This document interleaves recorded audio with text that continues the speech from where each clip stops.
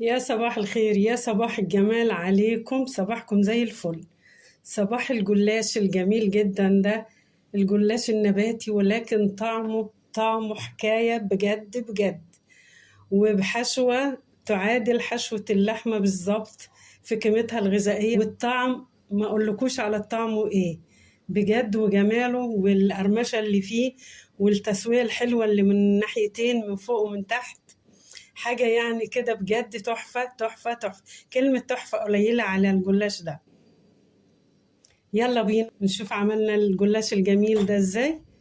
لو عجبكم الفيديو اعملوا سبسكرايب للقناة واعملوا لايك للفيديو واكتبوا لنا كومنت حلو. انا بشكركم جدا جدا. يلا بينا على الطريقة والمقادير. هنبتدي بالحشوة اللي هنعملها للجلاش. ده الخضار اللي انا هعمل بيه الحشوة. عندي زي ما انتم شايفين كده نص واحدة من الفلفل الأصفر، ونص من الأحمر، ونص أخضر. وعندي واحدة جزر، وواحدة طماطم، وبصلاية بس. وعندي دول شوية فاصوليا بيضة مسلوقة قبل كده، منقوعة ومسلوقة. ودول شوية زيتون متقطعين. بس دي الحشوة اللي هنعملها. هناخد الخضار دلوقتي نقطعه ونجهزه، وبعد كده نكمل معاكم. ده الخضار اهو الحلو الجميل ده اللي معانا بعد ما قطعته. الفلفل الاصفر والاحمر والاخضر والطماطم، وده الجزر. بس الجزر انا اديته غلو على البوتاجاز، يعني علشان برضو انا مش عايزه الخضار يطول معايا على النار. والبصل انا قطعته طرنشات زي ما انتم شايفين كده كبيره. تمام. هناخده دلوقتي، ناخد كل الحاجات الحلوه دي ونروح على البوتاجاز. عندي الطاسه دي حطيت فيها معلقتين زيت وولعت عليها البوتاجاز. هنزل اول حاجه بالبصل اللي معايا.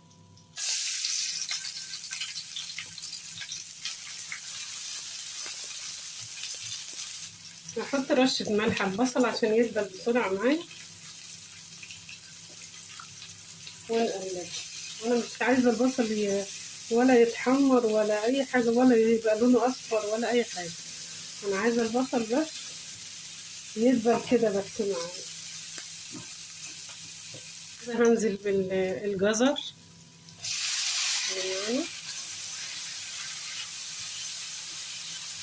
اللي معايا. هو اكتر حاجه اللي هياخدوا سوا كان الجزر والفاصوليا البيضاء، والاتنين دول مسلوقين يعني، فمعناش حاجه تاخد تسويه كتير.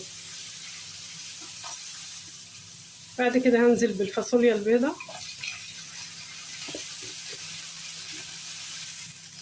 بنبتدي بأول حاجة بالحشوة معانا، علشان أنا عايزاها باردة، ما عايزاهاش تكون سخنة وأحطها في الجلاش بتاعي. لا، عايزاها تكون باردة خالص علشان ما تخليش الجلاش يعجن من جوه معايا. انزل بالفلفل اللي معايا،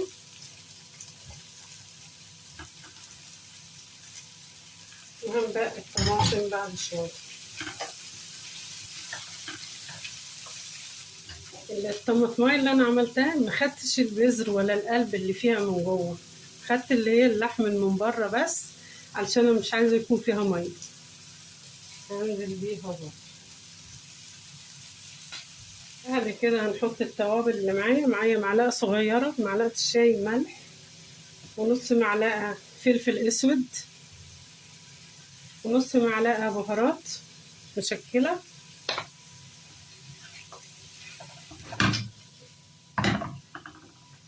الزيتون المخلي ده ومتقطع صغير عشان يتوزع فيها كلها. هحطه وبعد كده هقلبه واطفيه على طول.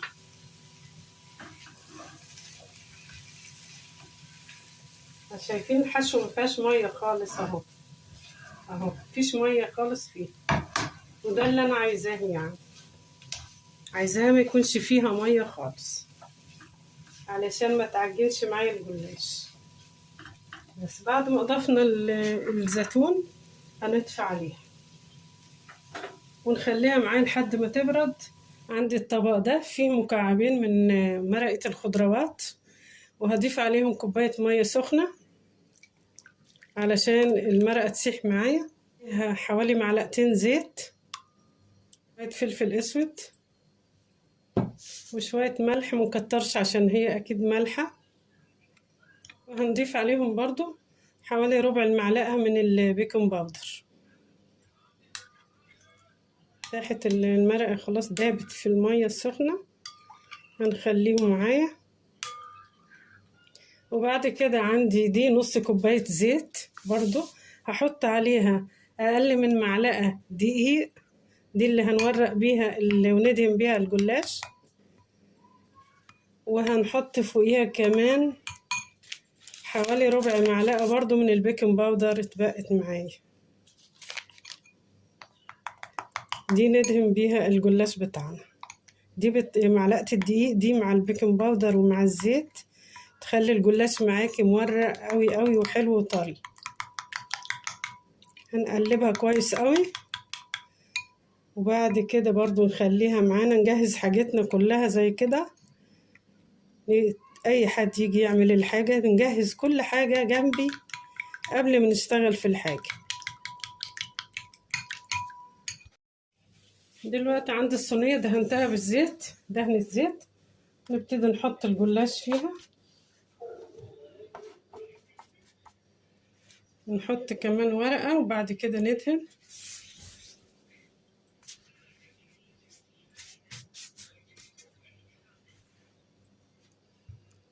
بعد كده بالخلطة اللي احنا عملناها بالزيت ومعلقة الدقيق ومعلقة نص معلقة بيكنج باودر، نبتدي ندهن الجلاش.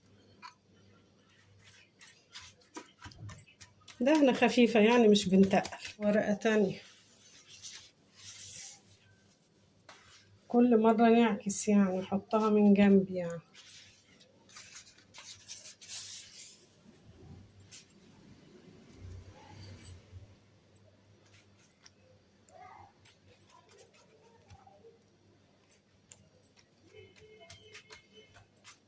هكمل نص الجلاش اللي معايا، وبعد كده نحط الحشوة في النص عشان ما اطولش عليكم. بعد كده عندي الخضار اللي انا شوحته في الطاسة، هنزل بيه في قلب الجلاش بتاعنا. انا عندي لفة ونص من الجلاش، فحطيت نصهم كده من تحت قبل الحشوة، والنص التاني احطه فوق الحشو. الحشوة الجميلة جدا جدا دي نوزعها على كل الجلاش، ما فيهاش مية خالص، وده مهم جدا جدا ان الحشوة ما نخليهاش فيها اي مية ولا اي سوائل. الجلاش مرة تانية فوق الحشوة.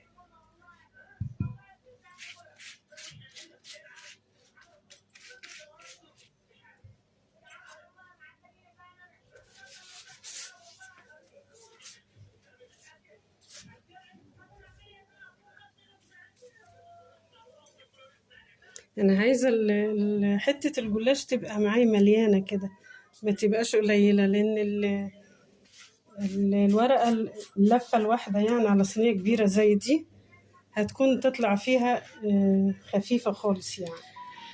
عشان كده انا حطيت 1.5، وهنشوف يعني هنزود منهم ولا هناخدهم كلهم. هكملهم بعدين نرجع ليه. بعد ما خلصتها اهو هنبتدي نقطعها، ومشغلة الفرن على 200. هنقطعها وبعد كده هنشوف نكمل معاكم برضو.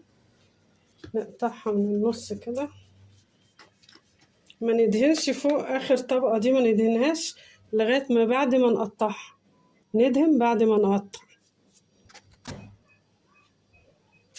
هنبتدي ندهن الوش قبل زيت عادي، مش هدهن اي حاجة تانية، وهتتحمر وهتبقى زي الفل معانا. هناخدها نروح على الفرن شغال زي ما قلنا وسخن، ونشوف نحطها في الرف اللي فوق، وبعد كده نشوفها لما تطلع من الفرن. بعد ما دخلتها الفرن بس خدت يدوب نص تسوية او اقل من نص تسوية كمان، طلعتها ونسقيها بالتشريبة اللي عملناها مع بعض، اللي هي مية سخنة كانت، ومكعبين مرقة خضروات، وشوية زيت، وحبة بيكنج باودر. هنبتدي ناخد بالكبشة كده ونحط عليها، ما ندلقش دلق كده علشان ما يبوظش معايا الجلاش.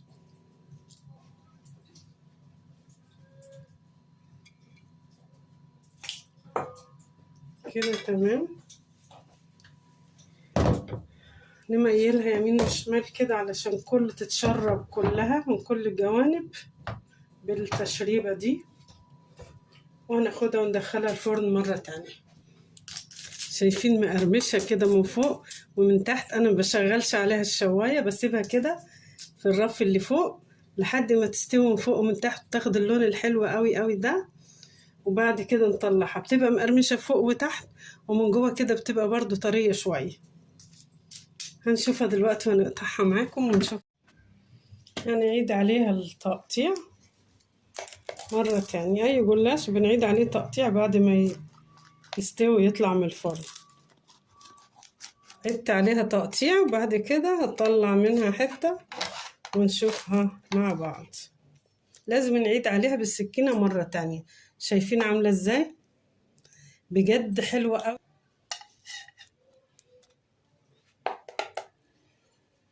شايفة الحتة قابة ازاي؟ بجد جميلة قوي قوي قوي قوي.